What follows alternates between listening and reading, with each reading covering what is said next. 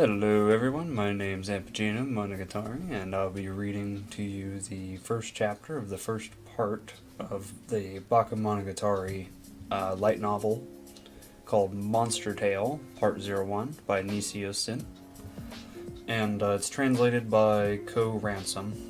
Thank you for that, Co. This is the light novel series that the Monogatari anime series is heavily based off of, and I really enjoy it, so hope you'll like this reading. Chapter 1, Hideki Crab. Some very nice artwork of Hideki Senjihara. Oh, there's the shadow of the crab. Not very good at describing images, I'm sorry. Alright, Part 1.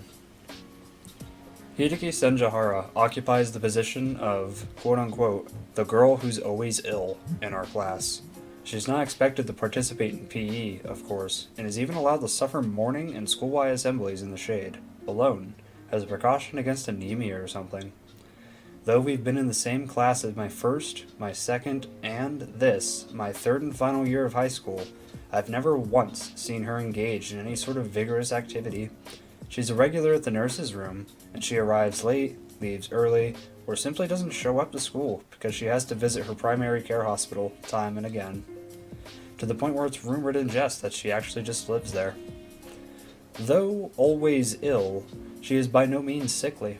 She's actually graceful, like her thin lines could snap at a touch, and has this evanescence air, which must be why some of the boys refer to her as the cloistered princess, half jokingly, half seriously, you could say earnestly. That phrase and its connotations aptly describe Senjihara, I agree. Senjihara is always alone, reading a book in one corner of the classroom. At times that book is an imposing hardcover, and at others it's a comic that could permanently damage your intellect, to judge from its cover design. She seems to be one of those voracious readers. Maybe she doesn't care as long as there's words in it. Maybe she has some sort of clear standard. Apparently quite smart, though. She's among the top in our year. Whenever test results are posted, Hideki Senjihara's name is first of 10 in the list, no matter what the subject. It's presumptuous of me, who can't pass a non-math test, to even compare myself to her, but our brains must be structured in fundamentally different ways. She doesn't have any friends. Not a single one. I have yet to witness Senjihara exchanging words with someone. The shrewd take might be that her constant reading is a behavior intended to tell you not to speak to her because she is reading, a way of building walls around herself.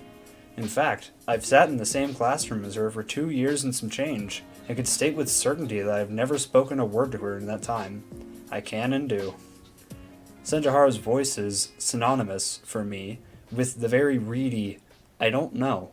She utters like a catchphrase whenever a teacher calls on her in class. Whether or not it's a question she clearly knows the answer to, she only ever replies, I don't know. Schools are strange places where people without friends routinely form a sort of community, or a colony, of people without friends, myself included, until last year. But Senjihara seems to be exempt from this rule as well. Of course, it's not like she's getting bullied, either. She isn't being persecuted or avoided in any deep or light way, as far as I can tell. It's like that's her natural place to be, with a cool face. Senjihara goes on reading in one corner of the classroom, and she goes on building walls around herself. Like it's natural for her to be there. Like it's natural not to be here. Not that it's any big deal.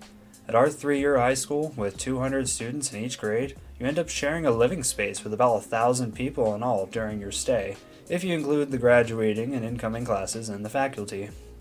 Start wondering how many of those people mean anything to you, and the answer is going to be bleak for just about anyone. Even if I met the odd fortune of sharing a class with someone for 3 years, I still don't expect a single word with that person, and I don't find it sad. I simply look back on it someday and think, oh, yeah, I guess that's how things were.